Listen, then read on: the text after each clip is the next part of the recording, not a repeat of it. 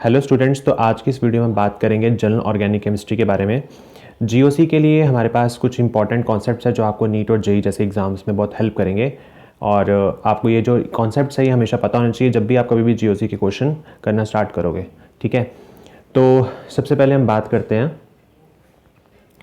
कि जीओसी के अंदर जो हमारे पास टाइप्स हैं, कौन कौन से टॉपिक्स हैं या टाइप्स हैं जो हमें पढ़ने होते हैं। तो सबसे पहले जीओसी में आपके पास आता है इंडक्टिव इफेक्ट। ठीक है, इसके ऊपर बहुत सारे क्वेश्चंस बन जाते हैं एग्जाम्स में। उसके बाद नेक्स्ट हमारे पास आता है मेसोमेरिक इफेक्ट।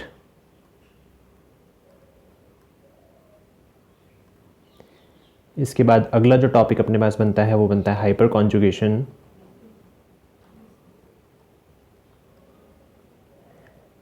और उसके बाद फिर नेक्स्ट हमारे पास टॉपिक बनता है रेजोनेंस, एरोमेटिक, एंटी एरोमेटिक।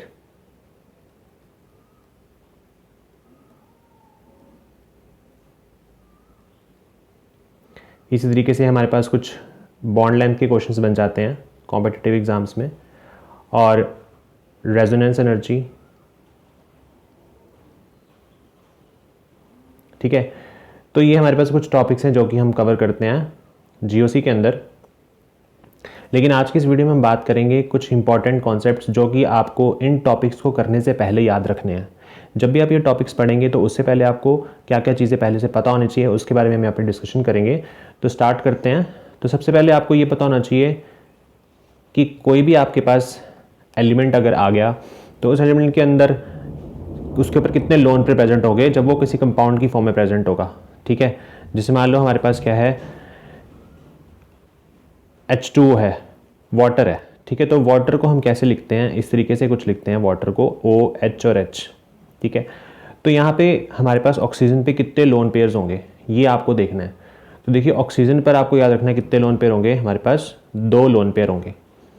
ठीक है, तो यहाँ पे लोन पेयर कितने हो जाएंगे, 2। ठीक है, ये आपने पढ़ा होगा कि किसी भी कंपाउंड के ऊपर किसी भी एलिमेंट में कितने लोन पेयर्स प्रेजेंट होते हैं। ये हम पढ़ते हैं 11th क्लास के केमिकल बॉन्डिंग चैप्टर के अंदर। ठीक है, ऐसे अगर मान लो मैं आपसे कहूँ कि हमारे पास दे रखा है ROH मतलब हमारे पास OH मतलब एक अल्कोहलिक ग्रुप लगा है, फंक्शनल ग्रुप लगा हुआ है, तो इसमें कितने लोन पेयर होंगे ऑक्सीजन पे। तो आप ROH को किस तरीके से लिख सकते हैं, ROH इस तरीके से लिखेंगे। और इसमें भी जो आपका ऑक्सीजन है उसके ऊपर कितने लोन पेयर प्रेजेंट होंगे, 2 लोन पेयर प्रेजेंट होंगे। तो इसमें भी हमारे पास लोन पेयर कितने हो जाएंगे, 2। तो आपको सबके लोन पेयर के बारे में पता होना चाहिए। हाँ, कई बार ऐसा होता है कि जीओसी के अंदर हमें लोन पेयर जो है वो नहीं दिए होते, तो हमें जो है लोन पेयर्स खुद से डिसाइड करने होते हैं कि कितने हैं। ठीक है, ऐसे ही मान लो आपके पास एक ग्रुप है, अगेन OH ग्रुप लगा है, तो OH ग्रुप में फिर से कितने लोन पेयर हो जाएंगे, आपके पास 2 लोन पेयर हो जाएंगे। ठीक है, तो ये अलग अलग टाइप के क्वेश्चंस हैं, आपको इसमें लोन पेयर डिटेक्ट करने हैं। इसके बाद मान लीजिए एक क्वेश्चन है आपके पास RO-, R आपके पास एक मिथाइल ग्रुप यहाँ पे लगा है CH3, और ऑक्सीजन के ऊपर क्या है, नेगेटिव चार्ज है। तो इसमें लोन पेयर कितने होंगे, तो देखो हमें पता है कि जो ऑक्सीजन है उस पर अगर हम यहाँ पे देखें इस केस में, तो ऑक्सीजन के साथ जब 2 बॉन्ड बने होते हैं हाइड्रोजन के, तो यहाँ पे 2 लोन पेयर प्रेजेंट होते हैं। तो एक बात हमेशा याद रखनी है कि जब भी कभी ऑक्सीजन के पास एक बॉन्ड कम होकर नेगेटिव चार्ज आ जाए, क्या कहा मैंने, कि अगर ऑक्सीजन पे एक बॉन्ड कम होकर नेगेटिव चार्ज आ जाए तो उसका एक लोन पेयर जो है वो बढ़ जाता है। तो यानी कि पहले लोन पेयर कितने थे, हमारे पास 2 थे, लेकिन अब लोन पेयर कितने हो जाएंगे, 3 हो जाएंगे। तो ये जो हमारे पास ऑक्सीजन है इस पर कितने लोन पेयर प्रेजेंट है, 3 लोन पेयर प्रेजेंट है।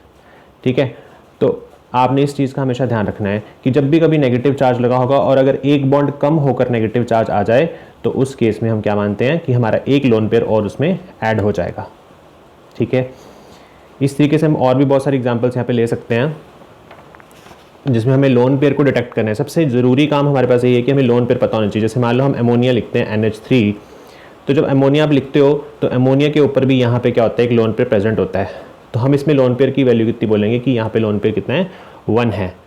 ठीक है, सिमिलरली अगर मैं ऐसे लिख दूँ RNH और H, तो ये RNH2 आ जाएगा आपके पास। तो यहाँ पे भी लोन पेयर कितना हो जाएगा, 1, क्योंकि जो नाइट्रोजन है यहाँ पे वो 3 बॉन्ड बना रहा है हाइड्रोजन के साथ, तो एक लोन पेयर हमेशा यहाँ पे प्रेजेंट होगा। तो इस केस में भी नाइट्रोजन कितने बॉन्ड बना रहा है, 3 बॉन्ड बना रहा है और एक लोन पेयर यहाँ प्रेजेंट होगा। क्लियर है। लेकिन बाई चांस अगर मैं आपसे कह दूँ कि RNH और यहाँ पे एक नेगेटिव लगा दूँ, तो देखो इसका मतलब क्या है कि यहाँ पे एक बॉन्ड कम होकर नेगेटिव चार्ज आया है। क्या आया है? एक बॉन्ड कम होकर नाइट्रोजन पे नेगेटिव चार्ज आया है। तो इस केस में आपकी लोन पेयर की वैल्यू कितनी हो जाएगी? 2 हो जाएगी। यहाँ पे लोन पेयर कितना होगा? 2। जब भी एक बॉन्ड कम होकर नेगेटिव चार्ज आता है तो लोन पेयर की वैल्यू आप बढ़ा दो ना, और वो एक प्लस उसमें कर दोगे तो आपके पास कितने आ जाएंगे? 2। ठीक है। इस तरीके से मान लीजिए अगर आपके पास है हाइड्रोजन सल्फाइड दे रखा है, मान लीजिए H2S, तो H2S को आप कैसे लिखते हो? H और यहाँ पे सल्फर के पास 2 लोन पेयर प्रेजेंट होते हैं। ये जो लोन पेयर की वैल्यू है ये कितनी हो जाएगी? 2। लेकिन अगर मान लीजिए यहाँ से हम इसको इस तरीके से लिख दें, तब भी ये सल्फर कितने बॉन्ड बना रहा है? 2 बना रहा है। तो इस केस में भी अगेन इसकी लोन पेयर की वैल्यू कितनी हो जाएगी? 2 हो जाएगी। बट अगेन अगर इसका एक बॉन्ड कम होकर नेगेटिव चार्ज इसके ऊपर आ जाए, तो एक बॉन्ड कम होकर नेगेटिव चार्ज आने पर इसके लोन पेयर की वैल्यू हम क्या करेंगे? एक ऐड कर देंगे और लोन पेयर कितने हो जाएंगे? 3 लोन पेयर यहाँ पे प्रेजेंट है। ठीक है। तो इस तरीके से आपको ये जो छोटी छोटी बातें हैं ये पता होनी चाहिए, ये आपको काफ़ी ज़्यादा हेल्प करती हैं आगे जाके। अब एक क्वेश्चन और लेते हैं। मान लीजिए लिखा CH3 सिंगल बॉन्ड N और H। तो देखो यहाँ पे नाइट्रोजन पे क्या है? नेगेटिव चार्ज लगा है, और नाइट्रोजन यहाँ पे कितने बॉन्ड बना रहा है? तो नाइट्रोजन यहाँ पे एक हाइड्रोजन के साथ बॉन्ड बना रहा है, एक बॉन्ड यहाँ बना रहा है और यहाँ पे नेगेटिव चार्ज लगा है। तो इसका मतलब यहाँ पे भी लोन पेयर कितने हो जाएंगे? 2 लोन पेयर हो जाएंगे। सिमिलरली अगर मैं लिखूँ बेंजीन रिंग की फॉर्म में क्वेश्चन देखते हैं। इस तरीके से बेंजीन रिंग बनी है, यहाँ पे O नेगेटिव लगा है, तो यहाँ पे भी क्या है? एक बॉन्ड कम होकर ऑक्सीजन पे नेगेटिव चार्ज है। तो वैसे तो ऑक्सीजन पे 2 लोन पेयर होते हैं, लेकिन एक नेगेटिव चार्ज आ गया और एक बॉन्ड कम हो चुका है, तो यहाँ पे लोन पेयर कितने हो जाएंगे? आपके पास 3 लोन पेयर हो जाएंगे।